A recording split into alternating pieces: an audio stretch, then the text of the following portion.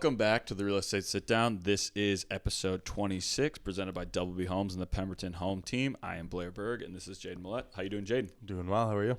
I'm not too bad. So, at the time of recording, today is Tuesday, November 14th, 2023. The interest rate for a 30-year conventional loan is at 7.4 flat. Yeah, that's really good news. And actually talking with our lender today, I think that more good news is to come. Yeah. Again, no one has a crystal ball, but inflation numbers were down from expected today. Really good CPI report. And they're actually predicting at least 4 rate cuts throughout next year. So stay tuned for that. We'll hopefully have more information as we go along. Yeah. Today, I thought we'd mix it up with a new segment called the comments section.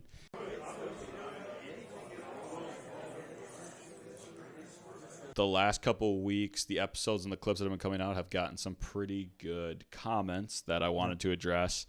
So I thought this would be a good forum to do that. So I'm just going to dive right in.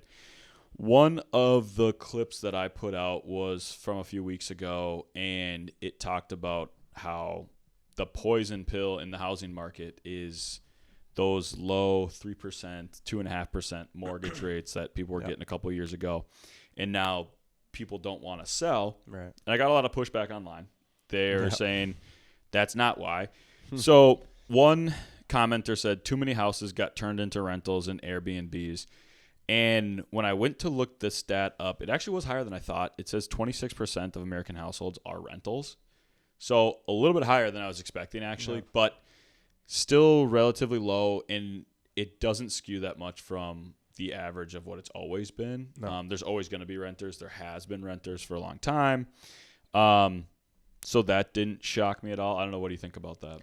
I mean, it's just one of those things. I feel like the common perspective, especially within like this year and even last year, maybe a little bit, but like it's just so contradicting, because if you would have asked people 5 years ago, like if rentals were ruining the housing market, they would have never known. Yeah. But now that the real estate market being such low inventory, everybody's going crazy. And then they more commonly see rentals, even though the statistic was probably relative. Yeah. It's just everybody sees that, oh, there's way less houses on the market, but now I'm seeing just as many rentals as I was a couple of years ago. Well, now it's a problem. Yeah, and we talked about it a little bit before the show started too. I mean, I like Airbnbs when I travel, especially if I'm with a group of friends or something. It's kind of nice to have like a big house where everyone can convene instead of separate hotel rooms. But, I mean, Airbnb market does have other issues right now. Yeah. I think their prices are kind of outrageous now. You compare it to a hotel. So they do have problems there. But I don't think them taking up too much of the market is the issue. And I do think there will be an influx of Airbnb sellers because of that pricing issue. I do think, again, separate topic, but I think there are a lot of people that are going back to hotels because the prices on Airbnbs have gone up so much, but that's a different issue. Right. Had another comment on the same video. Someone said, or it could be that 25% of all single-family homes are owned by corporations. Add in Airbnb crap, and this is why there's low inventory. So this one, I looked it up because I know it's not that high, and I think the number he's actually referring to is sales. But to his initial stat, single-family rental home companies own approximately 0.19% of real estate in the U.S., and there is no market in which it is more than 1%. So it's a very minuscule number compared to how many homes are actually out there. Right. And he might be referring to, I think the statistic is almost like on the year, it's like 18% of sales involve corporations, but that number is largely unchanged for the last like decade. I was going to say, I just don't. Now that rental properties are big, everybody's freaking out. Yeah. So that statistic actually is pretty much unchanged, and it's been that way for a really long time. Houses need to get flipped, by the way. Just saying. Yeah, and that's another thing too. And you bring up a good point. Corporations have to buy properties. I think people aren't realizing that there are a lot of homes that no one else is buying because they don't have the capital to fix it up. They buy them and then they put them back in the market. And everyone wants to act like they're the devil for flipping a property, but if Did you it flip wasn't, it? it was just going to sit there and be Yeah. condemned, and someone else could have Oh, came great. in. Now a bank owns it, and now you have homeless people in your neighborhood. Yeah, What do you want? exactly. So, exactly. Just saying. Yep. And that's It's a a different. harsh reality. Yeah. It's unfortunate, but it is what it is. I mean, if you're in a $350,000 house, which this is not an uncommon situation, you got a $350,000 house here, and then you got a $90,000 foreclosure here that's got boards up on the window because it's been sitting for half a year. Yep. Exactly. That's, you want an investor to come bulldoze it or completely do a full remodel. Like, it just is what it is. Yeah. No, I completely agree. In that same vein, someone else said BlackRock is ruining the market, and that's a meme that I see going around all the time. It's like people celebrating. It's like BlackRock when they outbid a single mother with 3 kids on a single family home, and I think it's funny. They're like the boogeyman. I've never had to deal with I haven't BlackRock in our market either, and I mean we work around Minneapolis, so pretty big market. That It's the common media thing, though, too, I feel like. Yeah, well, I think it's easy to put like a name on the boogeyman, and so it can be a joke. But I had another comment too that just said "let it burn," and I thought I was just going to leave that comment sit, but I did respond because I was curious, and this is what I'm always curious to hear people's opinions, because everyone has an opinion on real estate, but no one has what they would do as a solution. So I just replied, I said, not to disparage your comment at all, because I agree something must change. Genuinely curious what you think might be a good solution. They gave a couple solutions. They said banning corporations from owning residential homes, limiting each person family to 3 homes, and reducing the percentage fee for realtors. So I kind of broke that down in my reply. Yep. Said, 1, banning corporations from owning residential homes. Again, it's only 0.19% It's not of enough. homes in the U.S. And as we talked about, there is a need for it. There is. There is a need for it at some level, just because they are usually the ones that are, doing those flips and stuff. Yeah.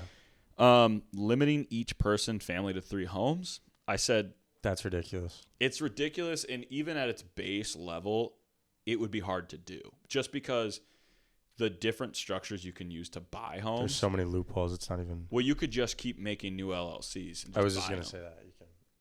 So There's no point in doing it also, because the people that are able to also own more than 3 homes is probably similar to that statistic.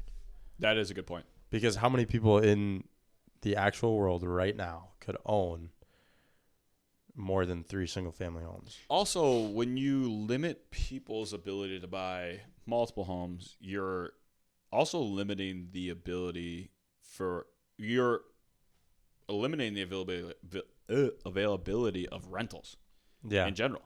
And everyone's like, well, blah, blah, blah, I can't afford homes. A lot of people can't afford to buy. Yeah, no, So it's not like uncommon. if you have to rent, there has to be rentals.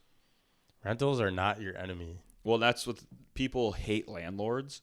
But at some point, I'm sure in most people's lives, you had to have a landlord because you had to rent somewhere. Stepping stones are real. You don't just go you don't to the just top or stay at the bottom. You don't graduate high school and then have enough money to buy a house. No. You just don't. No. So you're going to have a landlord at one point. And then they also said reducing the percentage fee for realtors, which, as you and I both know, there is not an industry standard for realtors. So that would be a very hard thing to do, because I don't know what to say. I mean, this is how do you reduce something that isn't set? Just to the original poster's point, reducing the percentage fee for realtors is impossible because it's not set. There's not a set percentage. But so on another video, we talked about the median sale price of a realtor sold home is higher than the median sale price of a for sale by owner.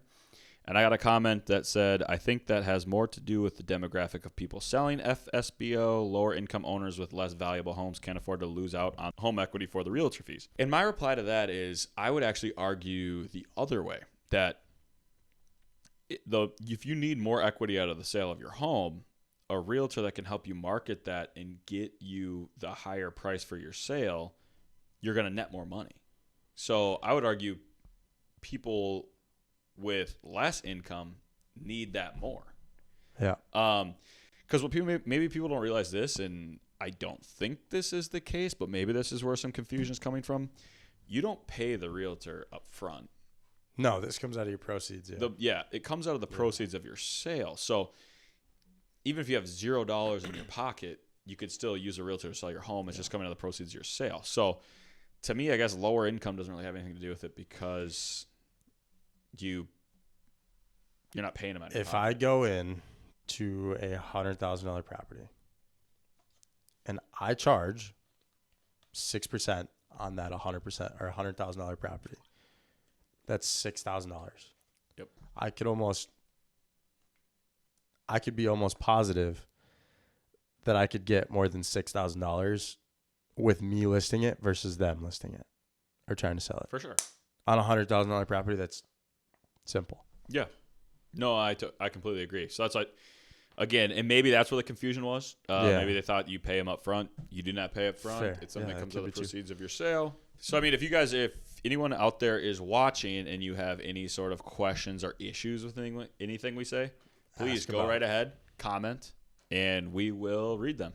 And hopefully not bash on you if you're intelligent enough to understand. No, and hopefully use it as an educational moment for everybody else listening. So moving on, we will get into FAQs. A commonly asked question is, what are seller paid closing costs? In a real estate transaction, there is a buy side and there's a sell side. Both have closing costs. Yep. And it varies state to state what your closing costs might be because there's property taxes, attorney fees, appraisal, inspections, mortgage, discount points to lower your interest rate.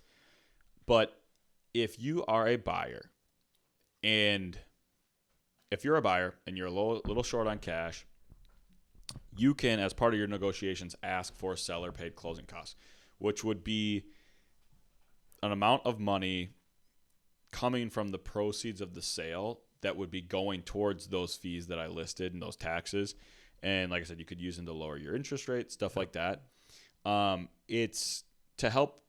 Generally, it's helping first-time home buyers that are low on cash. They don't have a lot of equity to get into a home.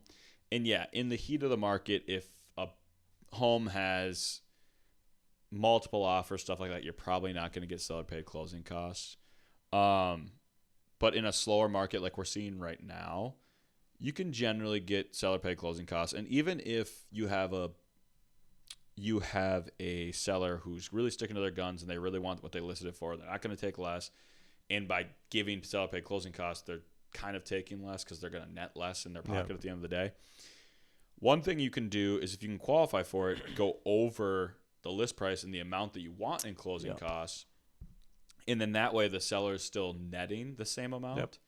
And your monthly mortgage is going up at a fractional, minimal dollar amount, but you didn't need as much actual cash to close. Right. So that can be a win-win. Again, that's where it comes down to you need to have an agent that can, really convey that to the other party. Because I know some people are reluctant to give seller pays. I've had people like, we're not going to do it. And like, well, if we, and then I give them a net sheet, say, hey, we'll give you above list price, and then we'll just need those back in seller pays. That generally will work. I don't really see, if you have no other offers on the table, I don't know why you wouldn't take that. No, it's pretty common you accept it. But I mean, do you have any other? Let me just put this on the table, right? So for all you renters out there that probably put down this amount for rent moving into an apartment, if you do last month's rent, plus your whatever, security deposit, blah, blah, blah, all that stuff, and not getting into it too specific. Current deal that I'm working on right now, well, it's already accepted. $305,000 purchase price, 3% closing costs. That is $9,125 or $150. They are going to pay for the inspection, the appraisal, and at the closing table, they are going to sign on their new home for less than $3,000. Less than $2,500, actually. Like, come on. That's the 3-bed, 2-bath property with half an acre. Now, again, that is all location specific. That's a pretty rarity, pretty big rarity, but just to show. But it also, I mean, but that's a great point where I think a lot of people see home prices like, well, I can't afford that. Yeah. And then Well, actually, you can. And then you have an agent your agent says, well, as we all see on social media all the time, like, oh, you only need 5% down, and then you're going to have closing costs on top of that. Like you said, in a more rural area where homes might sit for longer, you can get it for little cash down. We're talking VA loans earlier today in our training, and there are people who pretty much getting paid at the closing table. They're getting their earnest money back. Yup. Because with VAs, it's 0% down. You just have to give, if you just put a little bit down for your earnest money, whatever, and then you get the seller to cover your closing costs, you're getting your money back at the closing table. So you're getting in for free, essentially. And you have a first month's rent. Yeah. And now the window that you wanted to redo, you can redo it. All right, Jaden. Are there ways to cancel a deal because of cold feet during an inspection contingency? The answer is no. And I'm going to tell you why. So for one, there is no such thing as cold feet in real estate. And there are a bunch of ways in cancellation, but I will stick to the inspection contingency as of now. So let's just say, for example, you have a 7-day inspection contingency period. For you to be able to cancel during your inspection contingency period, you have to, and this states it in the purchase agreement that you signed to get a property, you have to perform an inspection. No matter what, you have to have a proper inspection done. And after that inspection, due to whatever comes back, then you can say, oh, well, I don't like anything that came back on the inspection. We're done. Yeah. So to keep it in simple terms, no, there is no such thing as cold feet. And after you sign a purchase agreement, you have to do it in a way of cancellation that legally, from what you signed, is allowed. Yep. Yeah. So if you're in the inspection contingency, you have to perform an inspection. Correct. And at that point, you could really just pick something out of the inspection. Right. And no, that does not mean your brother's mom's cousin could go do an inspection. It has to be an actual licensed inspector. It has to be done properly. You have to get a report back, and then you send the report and you say, we didn't like the inspection report that came back. We're going to cancel this deal. Sign the cancellation. And then you're good. Yeah. Nope. Like you said, there's no such thing as cold feet. And outside of contingencies, there are several different contingencies. And if you are outside of contingency or what you're trying to cancel for does not fall into a contingency, you will lose your earnest money. Yeah. Not to mention there's also potential repercussions after that. Won't get into it. Just do it right. Yeah, they can sue you for lack of performance on your contract. Right. Yeah. So, this is another thing your agent should know. Yeah. The different ins and outs of your contract as well. So, just be smart. I think that about does it. I think so. That was another episode of the Real Estate Sit Down. If you have any questions, comments, anything like that, feel free to comment on any of our posts. We'll break those down for you. In the meantime, please like and subscribe. We'll see you next time.